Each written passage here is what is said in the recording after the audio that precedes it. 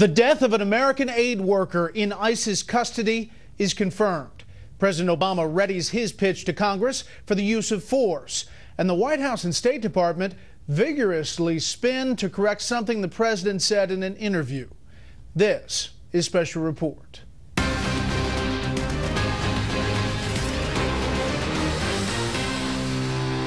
Good evening, I'm Brett Baer. Welcome to Washington. President Obama says American aid worker Kayla Jean Mueller epitomized all that is good in our world. And he's vowing to bring her ISIS captors to justice. We received confirmation today that Mueller has died, although we do not know the circumstances. It comes as the president gets ready to involve Congress in the fight against the self-declared Islamic State. We have Fox team coverage. Jennifer Griffin's at the Pentagon with renewed contributions to the coalition by the United Arab Emirates. Catherine Harridge is at Guantanamo Bay Naval Base with her sources and what they're saying about Mueller's death. But we begin with Chief White House correspondent Ed Henry and one more big reason tonight for the president to go after ISIS. Good evening, Ed. That's right. Good evening, Brett. The president just did an interview with BuzzFeed in which he said that not paying ransom for American hostages is about as tough as anything he does as commander-in-chief. He also confirmed that he tried and failed to rescue Kayla Mueller and other hostages last summer, contending that he tried everything he could to try and save her.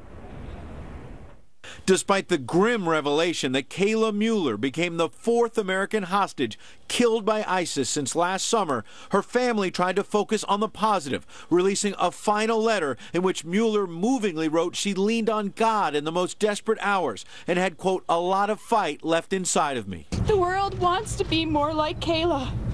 And if that is her legacy and the footprint that she leaves on the world, then that is a wonderful thing.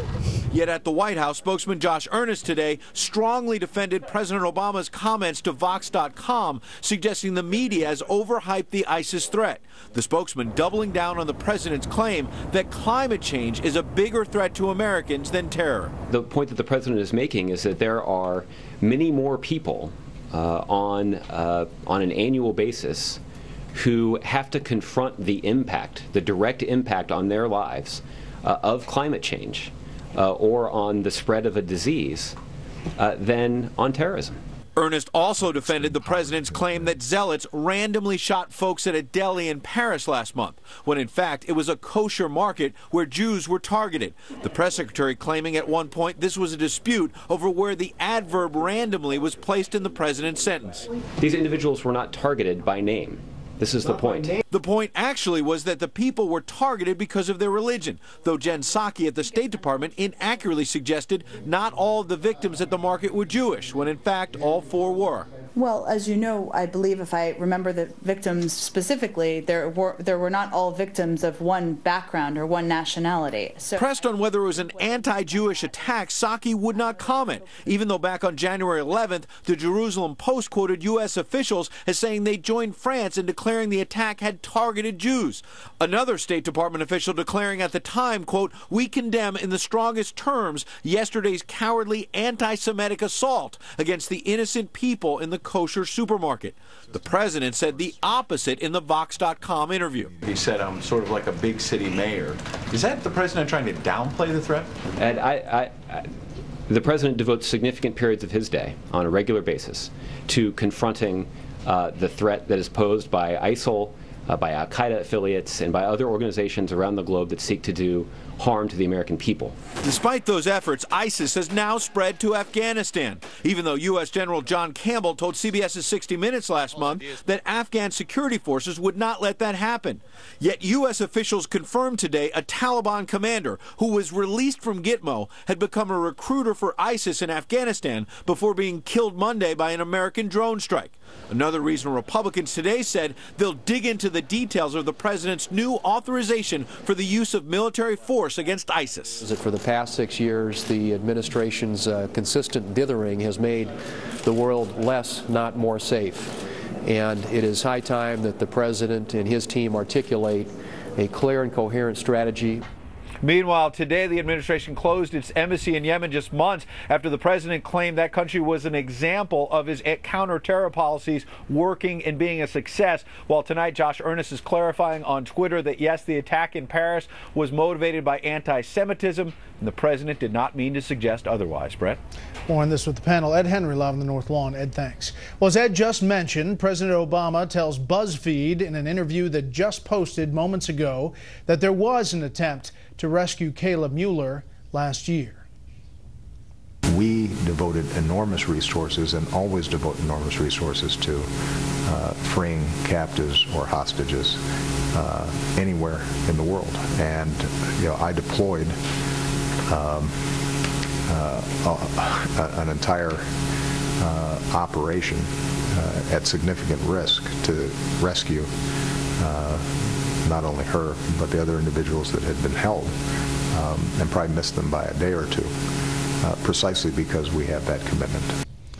Chief Intelligence Correspondent Catherine Herridge is on assignment in Guantanamo Bay, Cuba. Last fall, U.S. officials asked her to hold reporting on Mueller's captivity, citing ongoing efforts to secure her release, as well as national security concerns. Catherine joins us now. Catherine, what can you tell us tonight?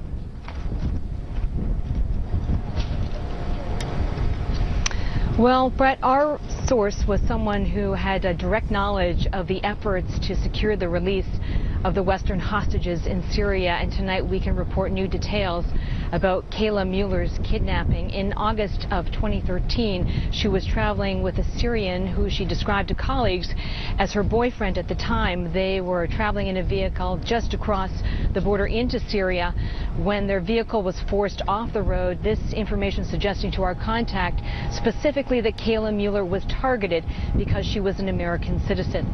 The Syrian was released by ISIS shortly thereafter, and there was some concern at the time that he may have been bait or a plant to try and lure Kayla into a trap. But he then went back to ISIS and tried to secure her release, but to no avail, and the suspicion surrounding him was discarded at that time.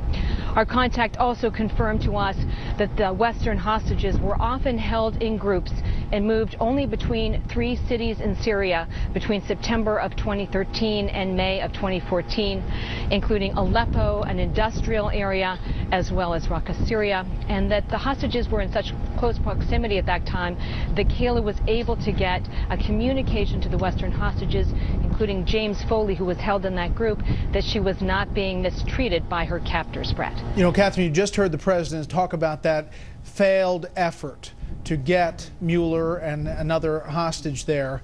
It just came down to specific intelligence and operating fast enough on that intelligence.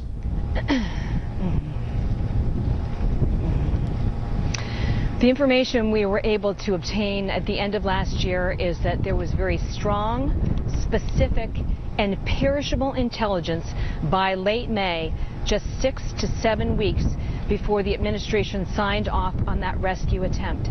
And this was very specific information about a location in Raqqa, including a building. And at that time, the Western hostages were being held together. And this is really seen by our contacts as the last best chance to rescue those Americans, Brett. Catherine Herridge in a windy Guantanamo Bay. Catherine, thank you. Well, many believe the success or failure of the ISIS fight will come down to the participation of America's Arab partners. Tonight, word of progress on that point, while much confusion about another. National Security Correspondent Jennifer Griffin is at the Pentagon. A key Arab ally rejoined the air campaign against ISIS. The United Arab Emirates sent a squadron of F-16s to Jordan, and today those fighter jets returned from flying their first mission over Syria since December. The Pentagon and others, meanwhile, pushed back on the idea that the U.S. was coordinating the air war against ISIS with Syria's president. Let me try to be real clear here. We are not communicating or coordinating our military operations with the Assad regime. We're not doing it directly, and we're not doing it indirectly. We warned Syria not to engage U.S. aircraft. We did not request the regime's permission. But in an interview with the BBC, Syrian President Bashar Assad said he receives information about the U.S.-led airstrikes, quote, that's through third party, more than one party, Iraq and other countries, which elicited an angry response from the White House. What was made clear in that communication. He says it's the responsibility of the Syrian government, to put it bluntly, stay out of the way. Meanwhile, Jordan deployed troops on the border with Iraq, a show of force on top of the 56 airstrikes that Jordanian officials announced they carried out over 3 days as retribution for their pilot being burned alive, raising questions from some former Air Force commanders about the slow pace of the U.S.-led coalition strikes until now. We have been flying since August 8th a glacial rate of sorties. We fly an average, it's less than 10, somewhere between 7 to 10 sorties a day. The Jordanians received their target set from a 3-star U.S. general. Well, let me explain how it works. Number one is that it all is coordinated. So regardless if Jordan is flying more sorties or not, there is a coordinated effort. After 3 days of intensive airstrikes by Jordan, the coalition has returned to flying a handful of strikes a day. The U.S. has carried out 92% of the 1,000 airstrikes over Syria since August. Brad. Jennifer Griffin live at the Pentagon. Jennifer, thank you. Up next, all is not well on planet Hillary. Infighting in what is expected to become the Clinton campaign. First, here's what some of our Fox affiliates around the country are covering tonight. Fox 25 in Boston, where city and school officials are trying to figure out how to make up all the lost classroom time because of the record snowfall. The head of the teachers union tells the Boston Herald members would have to vote on whether they work holidays, vacations, or go beyond the normal end date of June 30th. A man linked to the abductions and deaths of 2 Virginia college students is now charged with murder. Jesse Matthew Jr. faces a first-degree murder charge in the case of 18-year-old Hannah Graham, who was found dead last fall. Matthew is said to be linked but not charged in the death of 20-year-old Morgan Harrington in 2009. And this is a live look at New York from our Fox affiliate there, Fox 5. The big story there tonight, a report of a criminal indictment against a rookie police officer who fired into a darkened stairwell at a Brooklyn public housing complex, accidentally killing a man who had been waiting for an elevator. That's tonight's live look outside the Beltway from Special Report. We'll be right back.